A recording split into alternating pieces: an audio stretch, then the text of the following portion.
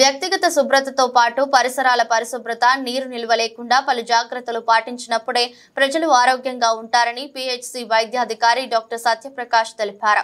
గురువారం జాతీయ డెంగ్యూ దినోత్సవం సందర్భంగా జగదేవ్పూర్ ప్రాథమిక ఆరోగ్య కేంద్రం ఆధ్వర్యంలో డెంగ్యూ వ్యాధి పట్ల అవగాహన ర్యాలీ నిర్వహించారు. అనంతరం డాక్టర్ సత్యప్రకాష్ మాట్లాడుతూ సమాజంలో ప్రజలతో మేము మమేకమై డెంగ్యూ వ్యాధి నియంత్రణకు పాటుపడతామని వైద్య సిబ్బందితో కలిసి ప్రతిజ్ఞ చేశామన్నారు. వ్యాధుల పట్ల ప్రజలకు అవగాహన కల్పిస్తూ మలేరియా, డెంగ్యూ, చికెన్ గున్యా తదితర వ్యాధులు రాకుండా జాగ్రత్తలు తీసుకుంటామని పేర్కొన్నారు. డెంగ్యూ వ్యాధి నివారిద్దాం. దోమ కుట్టద్దు, దోమ పుట్టద్దు, మనిషి చావద్దు.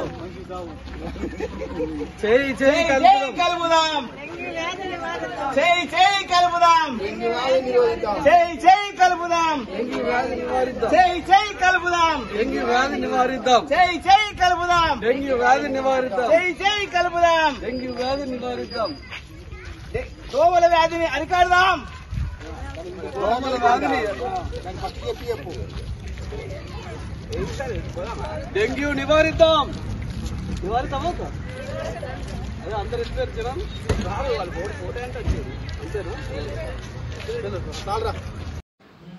అందరికీ శుభోదయం.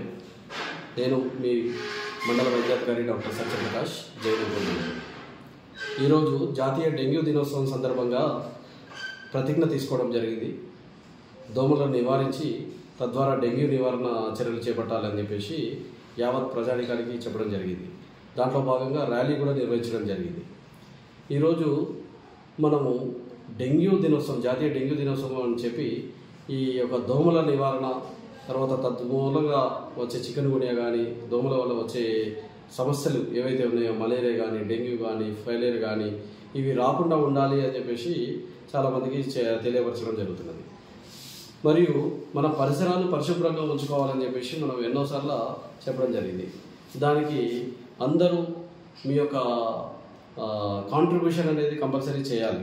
ప్రతి ఒక్కరు ఒక చిన్న దోమ మనను ప్రాణాలను తీసేస్తుంది అని అంటే, కంటికి అనేటువంటి వైరస్ మనలో ఇంజెక్ట్ చేసి ఆ దోమ మన ప్రాణాలను తీసేస్తుంది అంటే ప్రతి మనిషి ఆలోచించాలి ఏ విధంగా ఇది జరుగుతున్నదని చెప్పేసి.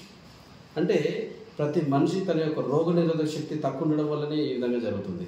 ఇప్పుడు మొన్న కరోనా వైరస్ అని చెప్పేసి వచ్చేసి ఎంతోమంది ప్రాణాలను తీసుకెళ్ళిపోయింది. అది దాంట్లో ఎవరికి ఈ విధంగా జరిగింది అని అంటే రోగనిరోధక శక్తి తక్కువ ఉన్న వాళ్ళకి ఈ విధంగా జరిగింది. చాలామంది ఇంకా బతుకున్నామంటే మనలో రోగనిరోధక శక్తి ఉండడం వల్లనే ఇంకా మనము భూమి మీద ఉండి ఈ విధంగా చేయడం జరుగుతున్నది. సో ప్రస్తుతం మనం ఏ విధంగా రోగనిరోధక శక్తి పెంచుకోవాలనే దాని మీద కూడా మీరు ఆలోచించాలి. తద్వారా ఈ డెంగ్యూ వ్యాధి నుంచి మనము డెంగ్యూ బారిన పడకుండా కాపాడుకోవాలి. మనం కాపాడుకోవడమే కాకుండా తద్వారా మన చుట్టుపక్కల వాళ్ళను, మన పరిసర వాళ్ళను కాపాడుకోవాలి. Thank you.